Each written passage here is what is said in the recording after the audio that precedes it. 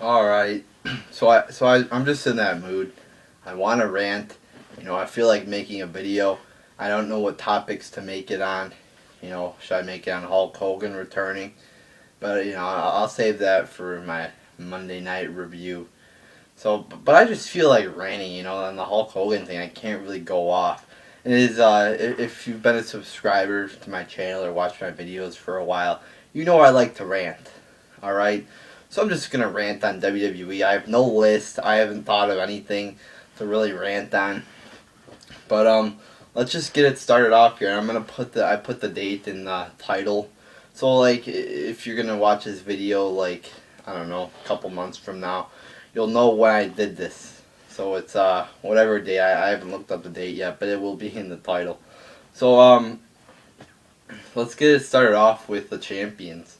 We've got Randy Orton as a WWE, what's it called, World Heavyweight Champion. Yeah, World Heavyweight Champion. And what a retarded name that is. It takes like 5 seconds to fucking say WWE World Heavyweight Champion. It's like, can't they just name it the Unified Champion? Or the, not Unified, Undisputed. Remember they had that vote like a couple months ago? What should the new name of the title be? And most people said we want it the unified champion supposedly. Who knows? They're always rigging those votes. But then they named it something totally different. So it's like, what was the point of that fucking poll? No, nothing. It's just a bunch of waste of time. And totally disregarding what your fans want. Although I did disagree with it. If the majority of the fans want it, then might as well give it to them. But no, you don't even choose one out of the three choices, which is totally illogical. But anyway, you got Orton as champion, a guy who's he's cut some decent promos. I'll give him that. He said a couple. I think if they just let him say what he wants, he'll do okay. But they just tell him to go out there and say, oh, I'm a pussy. I don't want to fight the chamber matches. I shouldn't be fighting in a rematch against John Cena, even though it's required that my opponent gets an automatic rematch. So I mean, they just made him look like a pussy. And like, oh, where's the corporation to back me up? And it's like, come on. Can he look tough? Can he look like he actually wants to fight and he can, fight on his own? No, he's gotta look like a fucking pussy. So I'll give him that. He does cut some decent, good promos. But as far as his wrestling goes, his wrestling's fucking horrible. I mean, I don't even think he tries. I've said this before. I don't even think Orton tries to put on a good match. He goes out there, he wrestles slow. And I see people saying, oh, that's his style. He's a slow, methodical wrestler. Yeah, you're fucking damn right he's a slow, methodical wrestler. And people act like that's a good thing, that he's a slow wrestler. Slow. That's not good. Alright? I like fast-paced action, high intensity. And people are saying, oh, he's so methodical. Yeah, he's fucking boring. That's what he is. Another word for slow is boring, in wrestling terms at least. So I hate when people say that. Oh, that's just his style. Well, if I went out there and I wrestled, and I put on a bunch of rest holds, would you say, oh, that's just my style, guys? I like to put on rest holds and do fucking kicks and punches, and that's pretty much it. And he does the RKO. The RKO, it's just not an exciting finish, Like when Cesaro's about to do his European uppercut, you get all pumped like, oh, this is going to be awesome. He throws the guy like 10 feet in the air and then boom, hits him with a fucking uppercut and he pretty much takes his fucking head off. You get excited. You get fucking boners for that fucking move. But with Orton's RKO, it's like, it doesn't even really look like it hurts that much. He just does it and it's just another move. It's like it's nothing special anymore. Not like it was like a year or two ago. I mean, it's just he's been doing it for like 10 years now or whatever, and it's just old. It's like, and it's not a great move either. It's pretty much a copy off of DDP. Cesaro's uppercut. I've never seen anybody do that. Maybe they have, but I haven't. But it's clearly obvious that somebody did the RKO before Orton did it. And it's just been, it's just boring now. He does have a couple nice moves. The scoop slam's all right. He does have a good drop kick, but that's about it. So yeah, there's your little rant on Randy Orton. You know, and then you also got a ton of guys, you know, in the company who work their ass off. You know, like Damian Sandow. Yeah, where's he been? He's been fucking. He jobbed out to fucking Darren Young on SmackDown. You kidding me? He jobbed out to the, you know, the gay boy Darren Young on fucking SmackDown. Seriously, you know, stupid. It's retarded. That, you know, they're just burying Damian Sandow. Do they want to make money or do they want to keep failing? You know, they're not really failing, but they want to get better. You know, become a bigger company, become a more successful company. Obviously, they're just content with staying where they are now, getting 2.8 ratings on Raws. You know, in the 2.9s, 2.8s, 2.7s around there. So, but yeah, just push Damian Sandow.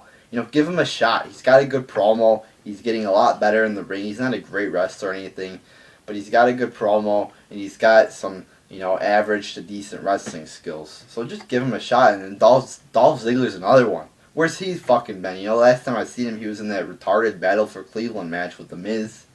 He did win though. He beat The Miz. He beat a jobber. A mega jobber beat another mega jobber. It's like, really, yeah, what an accomplishment. It's just like a year ago, less than a year ago, Ziggler just, was on, the top of the world. He was the number one guy, one of the hottest guys. Not the number one guy, but he was one of the hottest guys in the company. Just won his first world heavyweight, well, second, if you count the first one, which was, not even really a legit title reign. But then again, the second one wasn't really a legit title reign either. So anyway, he wins his first world heavyweight belt. He's on the top of the world. He's fucking one of the hottest guys in professional wrestling. A lot of people are excited. And then he gets the concussion, and it's pretty much history from there. He gets a concussion, and then they fucking bury his ass. Make him lose in his first title defense to that fucking Del Rio. Fucking sucks. Maybe not fucking sucks, but, he's not good. Nowhere near as much talent as Ziggler. So they bury Ziggler, and now where is he? He's fucking, 10 feet under, the ground. He's been buried by, I don't know who, some Vince McMahon who doesn't think he's marketable. How? I see a lot of girls on Twitter calling him pretty cute or hot.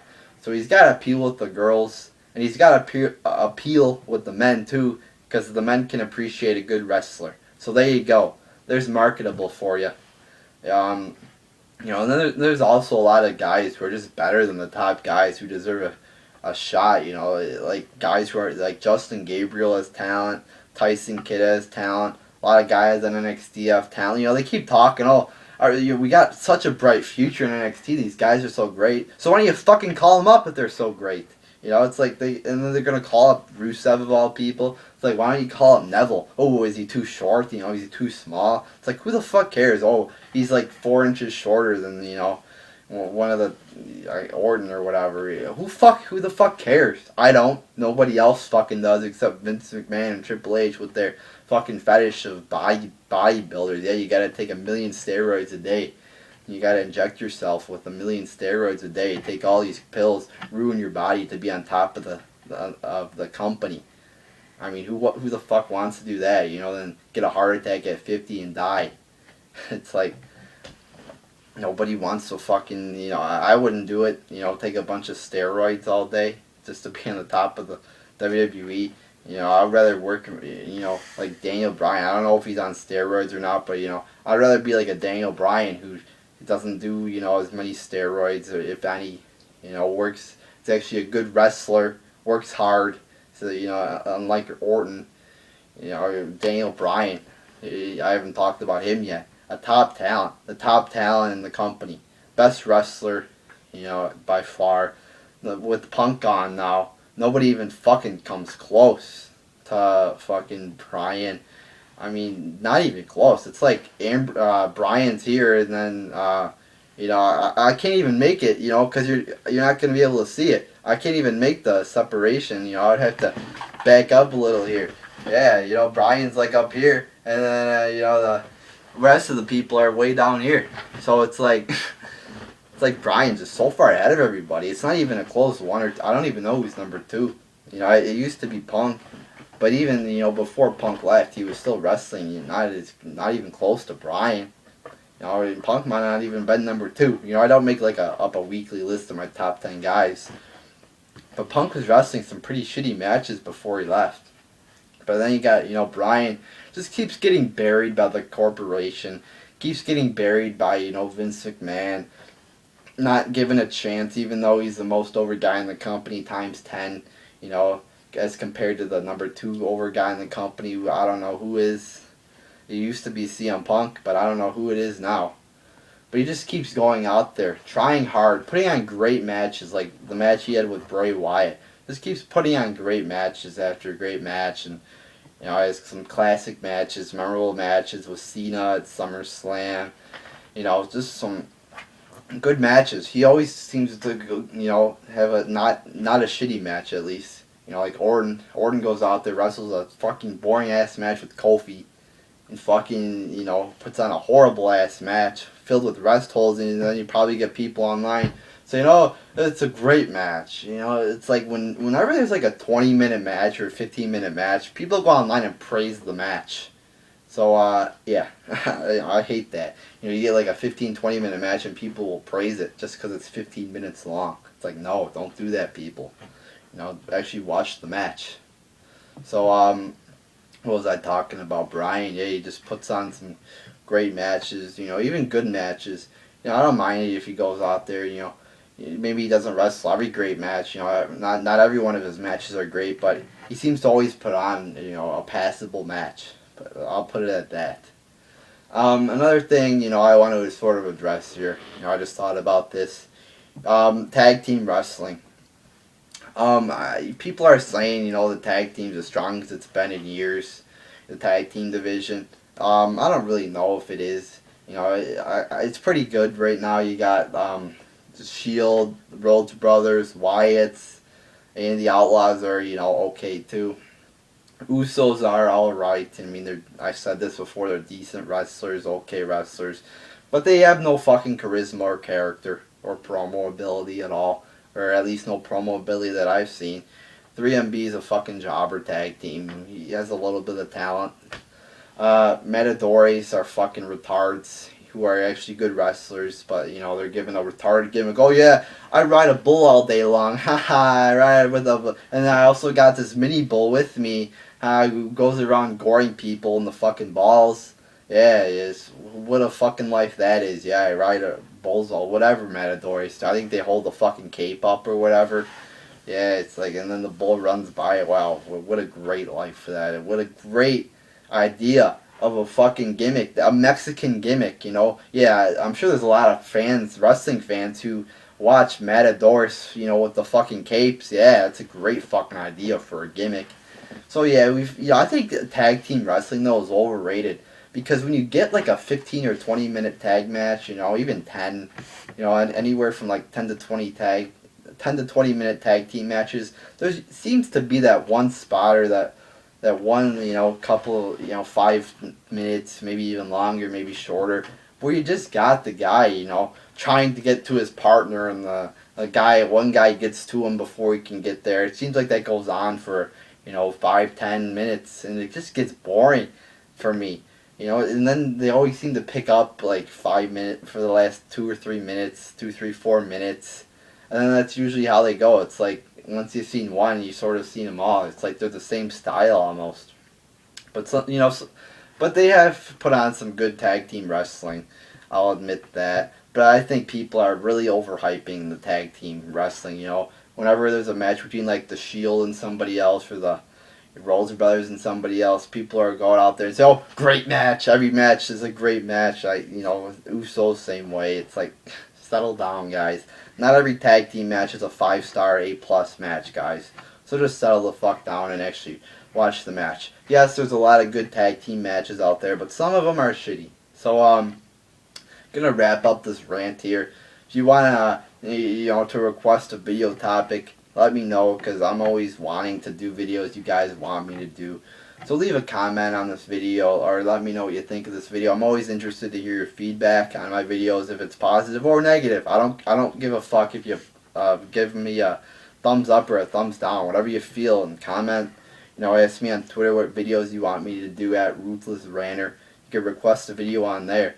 So There you go, people.